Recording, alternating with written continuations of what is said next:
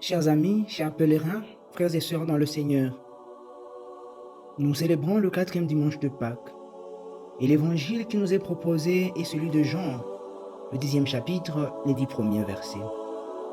Dans cet évangile, Jésus se présente comme la porte des brebis.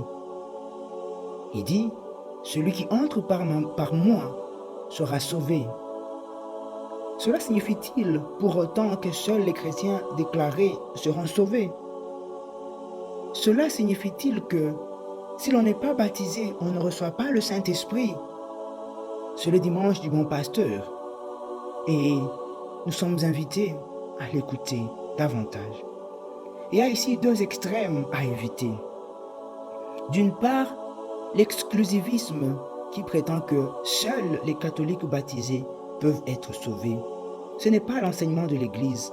Mais l'autre extrême, qui me semble plus répandu aujourd'hui, est que la religion d'une personne est finalement sans importance tant qu'elle se trouve sur un hockey spirituel. On s'entend bien.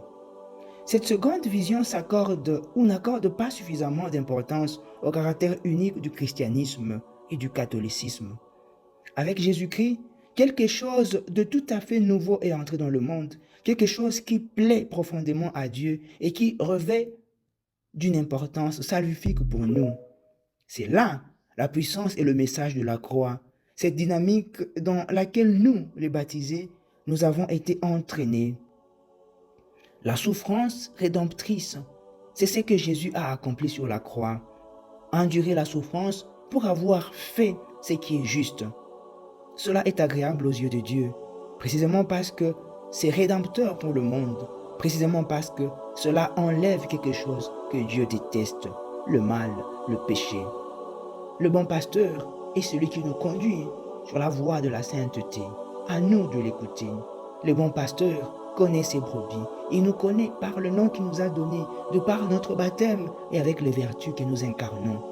Et nous sommes invités à être également pasteurs pour les autres, pour le peuple que nous avons sous notre charge, pour les personnes qui nous approchent. Soyons des pasteurs en commençant par nos familles, en allant vers le monde.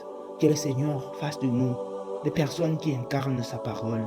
Que le Seigneur vous prenne en grâce et qu'il vous bénisse au nom du Père et du Fils et du Saint-Esprit. Amen.